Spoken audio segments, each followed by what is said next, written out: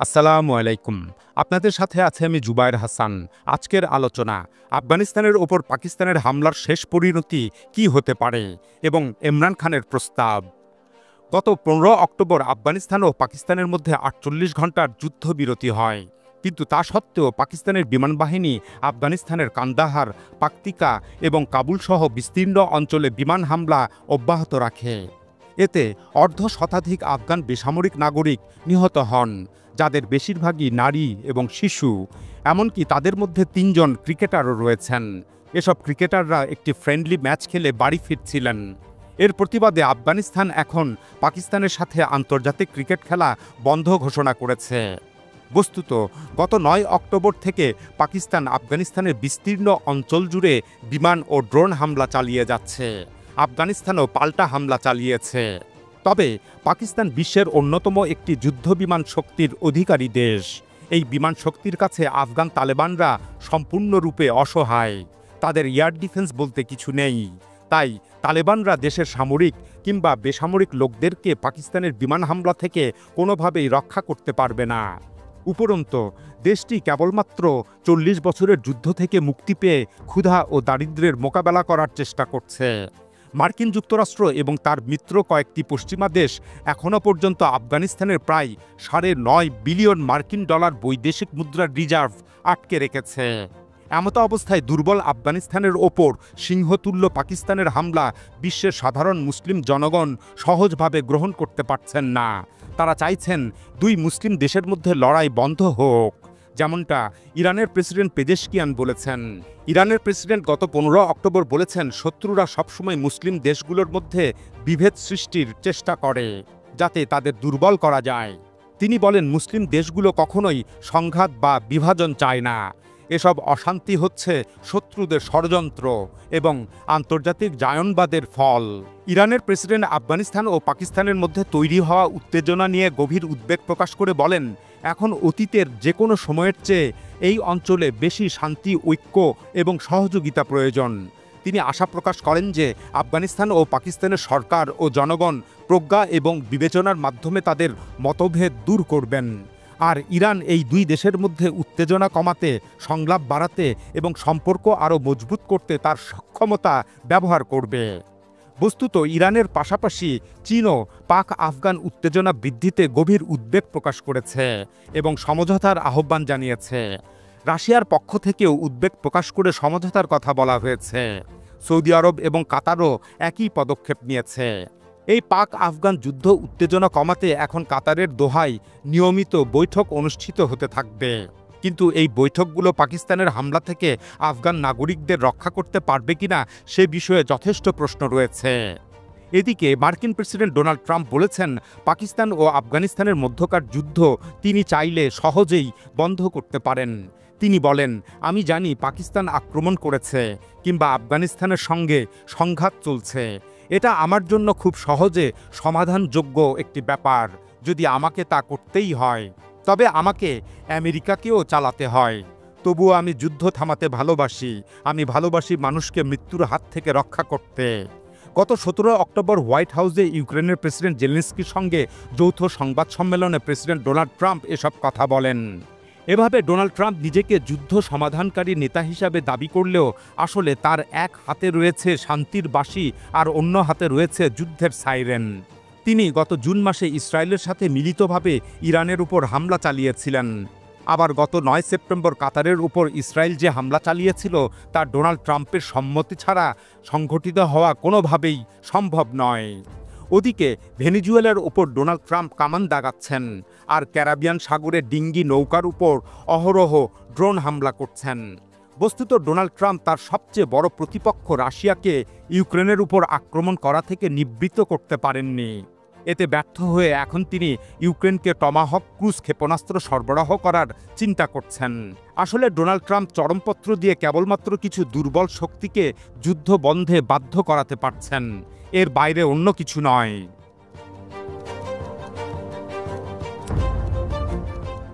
যাই হোক, গত ৭ অক্টোবর আফগানিস্তান বিষয়ে মস্কোতে একটি সম্মেলন অনুষ্ঠিত হয়েছিল।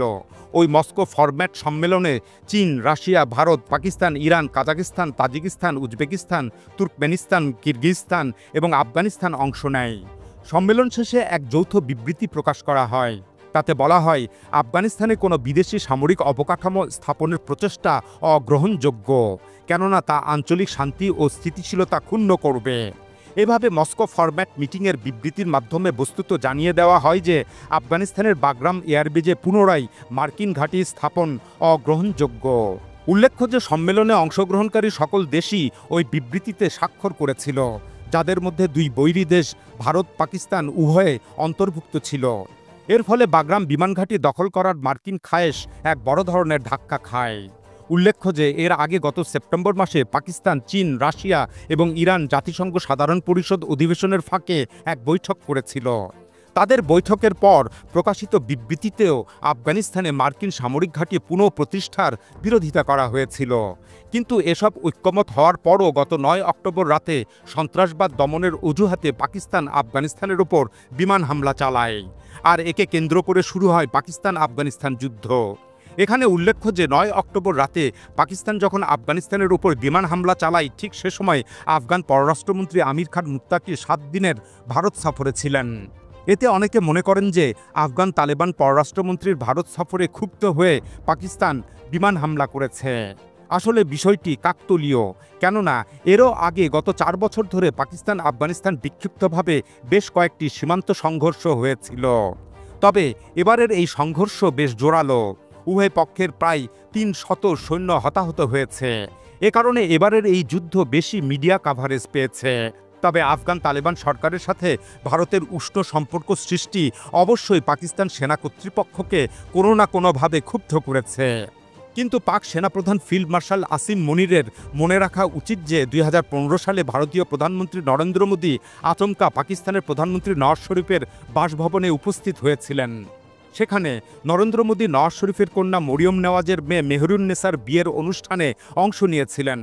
বর্তমানে সেই নওয়াজ শরীফের কন্যা মরিয়ম নেওয়াজ পাঞ্জাবের মুখ্যমন্ত্রী এবং নওয়াজ শরীফের ভাই শাহবাজ শরীফ পাকিস্তানের প্রধানমন্ত্রী।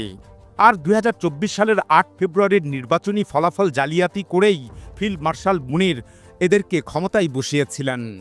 এই শরীফ পরিবার এতটাই নরেন্দ্র মোদীর প্রতি অনুরক্ত যে গত মে মাসে পাক ভারত যুদ্ধের সময়কালে তারা নরেন্দ্র মোদীর বিরুদ্ধে কোনো টুইট পর্যন্ত করেননি। সুতরাং এমতো অবস্থায় ভিনদেশি তালেবানরা ভারত সফরে গেলে ফিল্ড মার্শাল আসিম মুনিরের গোস্বা করার যৌক্তিকতা থাকে না। ধারণা করা হচ্ছে যে ফিল্ড মার্শাল আসিম মুনির বেশ কয়েকটি কারণে আফগানিস্তানের উপর হামলা শুরু করেছেন। প্রথমত, পাকিস্তান আফগানিস্তান সীমান্ত জুড়ে বিপুল পরিমাণে বিরল খনিজ পদার্থের মজুত রয়েছে। গত 8 সেপ্টেম্বর এসব বিরল খনিজ পদার্থ উত্তোলনের জন্য পাকিস্তান ও যুক্তরাষ্ট্রের স্ট্র্যাটেজিক মেটালস কোম্পানির সাথে চুক্তি হয়েছে। এছাড়া আরব সাগরের উপকূলে পাকিস্তানের পাশনি বন্দরে মার্কিন নৌঘাঁটি নির্মাণের আলাপ আলোচনা চলছে। উপরন্তু দক্ষিণ ও মধ্য এশিয়া অঞ্চলে চীন ও রাশিয়াকে মোকাবেলার জন্য ডোনাল্ড ট্রাম্প আফগানিস্তানের বাগরাম বিমান ঘাঁটি দখলে নিতে মরিয়া। বর্তমানে এসব বিষয়কে কেন্দ্র করে ফিল্ড মার্শাল আসিম মুনিরের সাথে মার্কিন প্রেসিডেন্ট ডোনাল্ড ট্রাম্পের সখ্যতা গড়ে উঠেছে। সুতরাং ধারণা করা যায় ডোনাল্ড ট্রাম্পের ইচ্ছা পূরণে ফিল্ড মার্শাল আসিম মুনির আফগানিস্তানের উপর চড়াও হয়েছেন। এছাড়া আগামী নভেম্বর মাসের শেষ সপ্তাহে আসিম মুনিরের সেনাপ্রধান থাকার মেয়াদকাল শেষ হতে চলেছে। তিনি নিশ্চয়ই পুনরায় চাকুরির মেয়াদকালের এক্সটেনশনের উপর নজর দেবেন। এ কারণে তিনি দেশবাসী ও পাকিস্তানের ক্ষমতাসীন দলসহ সকল রাজনৈতিক দলের কাছে নিজেকে একজন অপ্রতিদ্বন্দ্বী অপরিহার্য সেনানায়ক হিসাবে উপস্থাপন করতে চাইছেন। এছাড়া পাকিস্তানের অর্থনৈতিক সংকট থেকেও জনগণের দৃষ্টি সরাতে চান ফিল্ড মার্শাল আসিম মুনির। বর্তমানে পাকিস্তানের আমদানি রপ্তানি বাণিজ্যের ঘাটতি $9.5 বিলিয়ন পৌঁছেছে। সম্প্রতি পাকিস্তানের ফার্স্ট উইমেন ব্যাংক অতি স্বল্প মূল্যে আরব আমিরাতের একটি প্রতিষ্ঠানের কাছে বিক্রি করা হয়েছে। পাকিস্তান থেকে বিদেশি বিনিয়োগকারীরা একে একে প্রস্থান করছেন। 2022 সালের এপ্রিলে ইমরান খান ক্ষমতাচ্যুত হওয়ার পর থেকে এ পর্যন্ত 30 লাখ পাকিস্তানি দেশ ছেড়েছেন। সুতরাং এই বিপর্যস্ত অর্থনীতি থেকে জনগণের দৃষ্টি সরানোর জন্য ফিল্ড মার্শাল আসিম মুনিরের একটি যুদ্ধ ভাব প্রয়োজন। আর এক্ষেত্রে আফগানিস্তান হলো ভেরি সফট টার্গেট। যদিও পাকিস্তান সরকারের পক্ষ থেকে বলা হচ্ছে যে টিটিপি সন্ত্রাসী গোষ্ঠী আফগান তালেবান সরকারের সমর্থন ও আশ্রয় প্রশ্রয় পেয়ে পাকিস্তানের অভ্যন্তরে হামলা করছে। এই অজুহাতে পাকিস্তান বিমান বাহিনী এখন আফগানিস্তানের বিস্তীর্ণ অঞ্চল জুড়ে ক্রস বর্ডার অপারেশনের নামে বিমান হামলা চালাচ্ছে। উল্লেখ্য যে ইতিপূর্বে ভারত পাকিস্তানের উপর সন্ত্রাসবাদের পৃষ্ঠপোষকতার অভিযোগ তুলে কয়েক দফা ক্রস বর্ডার অপারেশন করেছিল। এভাবে মার্কিন যুক্তরাষ্ট্র যখন আফগানিস্তানে ছিল তখন তারাও পাকিস্তানকে তালেবান হাক্কানি নেটওয়ার্ক গোষ্ঠীর পৃষ্ঠপোষকতাকারী হিসাবে অভিযুক্ত করত এবং পাকিস্তানের অভ্যন্তরে ড্রোন হামলা চালাতো। সে সময় পাকিস্তান এইসব ক্রস বর্ডার অপারেশনের প্রচণ্ড বিরোধিতা করেছিল, কিন্তু এখন পাকিস্তান নিজেই আফগানিস্তানের উপর ক্রস বর্ডার অপারেশনের নামে বিমান হামলা চালাচ্ছে। পাকিস্তান এখন খেয়াল করছে না যে এভাবে কোনো একটি দেশ নিজেই জাজ, জুরি এবং এক্সিকিউটর বনে যেতে পারে না, আর তাই যদি হয় তাহলে জাতিসংঘ কিংবা অন্যান্য আন্তর্জাতিক প্রতিষ্ঠান থাকার প্রয়োজনীয়তা থাকে না।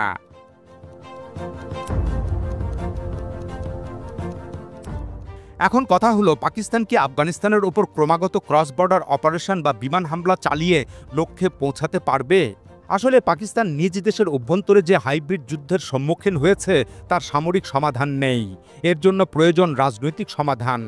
আফগানিস্তানের যে অঞ্চলগুলোতে পাকিস্তান হামলা চালাচ্ছে তাতে আফগানিস্তান ও পাকিস্তানের উভয় দেশের সীমান্তবর্তী জনগণ ক্ষুব্ধ হয়ে পড়ছেন, কেননা উভয় অঞ্চলে একই স্বজাতি পাঠান জাতিগোষ্ঠীর লোকজন আহত ও নিহত হচ্ছেন এবং তাদের ঘরবাড়ি ও ব্যবসা বাণিজ্যের ক্ষয়ক্ষতি হচ্ছে। আফগান পাকিস্তান সীমান্তের 2000 কিলোমিটার জুড়ে উভয় দেশে লক্ষ লক্ষ পাঠান জনগোষ্ঠীর বসবাস। এদের মধ্যে রয়েছে কয়েক শত বছরের পারিবারিক, সামাজিক, ব্যবসায়িক ও রাজনৈতিক বন্ধন।